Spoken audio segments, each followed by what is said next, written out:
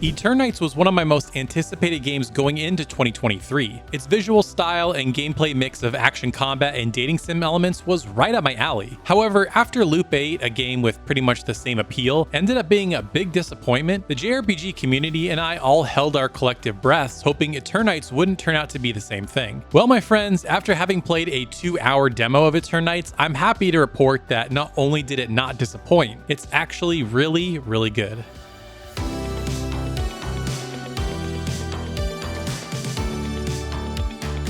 Now, before I get into my impressions in earnest, there's a few things I want to say to kind of preface this. One is how the game describes itself. It's described as a dating action game where you try to make the most out of life during the apocalypse. Now, the dating aspect might sound like it's a buzzword or something, and they don't actually lean into it as hard as you might hope. Well, let me tell you that they actually leaned into it pretty hard. In fact, the way the game starts is you filling out a dating profile on a dating app, so for those that were thinking maybe it'll be kind of shallow, oh no, they lean into it really hard here in a huge, deep way. Secondly, the game doesn't take place in Japan, but in South Korea. In fact, there's a shot where it shows a lot of characters in front of Seoul Station. As someone that used to live there, this warms my heart because there's not a lot of Korean games out there that aren't MMOs or mobile games, so I just thought it was kind of a cool touch that the game takes place in South Korea. Now, I'll avoid any kind of major spoilers, but I do need to talk about at least the setup for the game. So you and your friend Chani are trying to get out there and meet girls, and so that's how the game starts. Chani kind of presents himself as a ladies' man, even though he really isn't. However, very quickly after the start of the game, something called the Eternights supplement, something that's supposed to extend people's lives, breaks out of all these laboratories and people end up turning into monsters, and thus the apocalypse is now upon the world. From there, you try to find shelter in an underground bunker, and here you run into a few different characters that you'll carry through your adventure. And again, without spoiling anything, it may seem like, oh, it's got an anime art style, it's not going to take itself too seriously, or the story won't be interesting. Let me tell you, there's some pretty brutal and in-your-face things that happen early in the game that set the tone for this game really well, and I think in a good way. And it's done in a way where it feels like there's stakes and where it feels dangerous, and it kind of brings out the personalities of all the different characters, so when you talk to them, there's actually something interesting to talk about instead of some kind of boring small talk.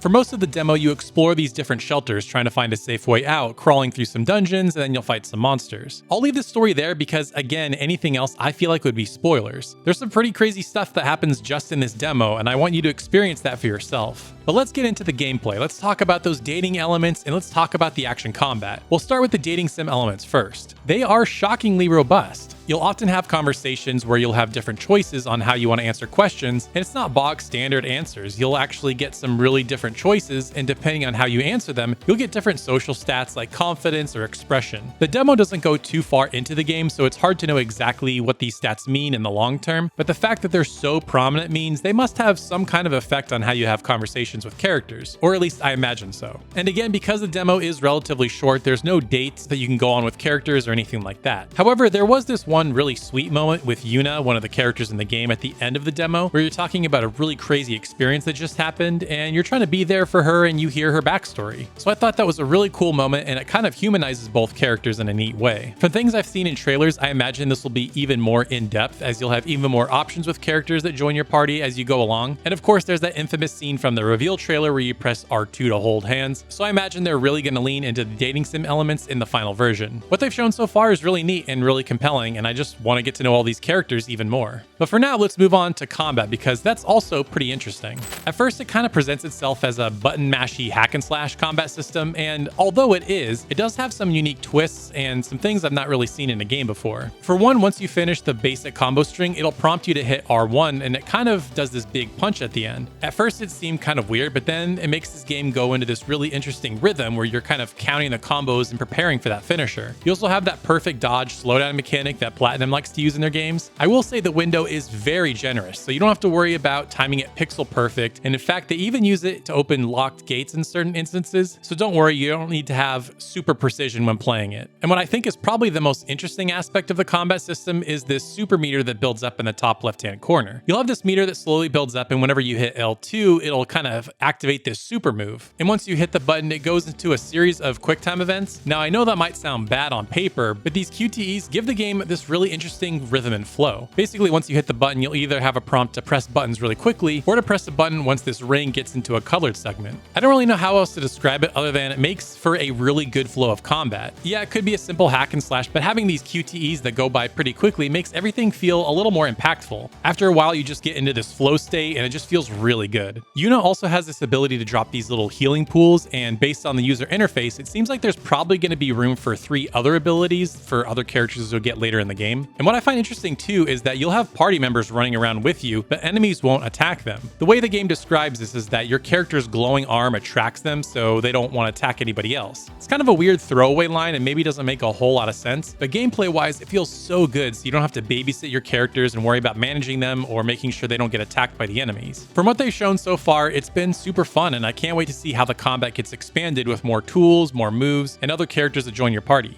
Now, every once in a while, you do have these little mini puzzle elements to solve. Basically, you have to kind of line up these rows so they all light up in a particular order. They're not terribly difficult and they don't last that long, but I like them because they break up the action and keep pacing more interesting. The only thing about the game that was a little disappointing was the presentation. For some reason, I remember the character models and the visuals looking just a little sharper in the initial reveal trailer. Here they look a little budget, but that's understandable. From what I understand, the team is very small, so that's not really a big deal in the long run. The other thing that I found kind of odd is that the lower third character portraits are literally just the same character models for the in-game characters. This game is very obviously inspired by Persona, so it would have been cool to see some 2D hand-drawn character portraits like in Persona, but again, the team probably doesn't have the biggest budget to do that, so just doing what they can here makes a lot of sense. Also, the game gets really dark. It gives the game a really unique look, especially with that pink and purple color palette, but when you get into combat, sometimes it can be hard to see what enemies are doing, when they're attacking, or when you're supposed to dodge. Enemies do glow when they're about to swing at you, so you kind of have a little bit of a heads up, but even still, it's so dark, especially contrasted with how bright your arm is, it can kind of be hard to see what you're doing in combat and what you're doing when you're walking around. I don't know if that's something they can fix this late into development, but it was a little bit annoying.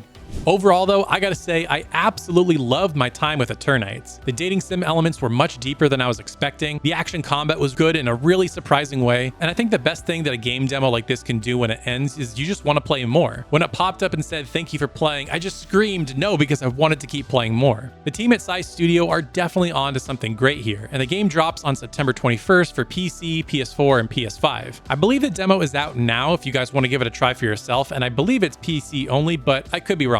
Either way, it's so fantastic, and I would definitely encourage you guys to check it out if you're on the fence. Now, if you want to hear about some more great JRPGs, make sure you check out this video right here. And special thanks to Reset Switch, Tyler Kuzawa, and the Miyazaki Man for supporting me over on Patreon. To get exclusive videos and other cool perks, consider supporting me over on patreon.com/thegamingshelf. Thank you so much for watching, and we'll see you next time.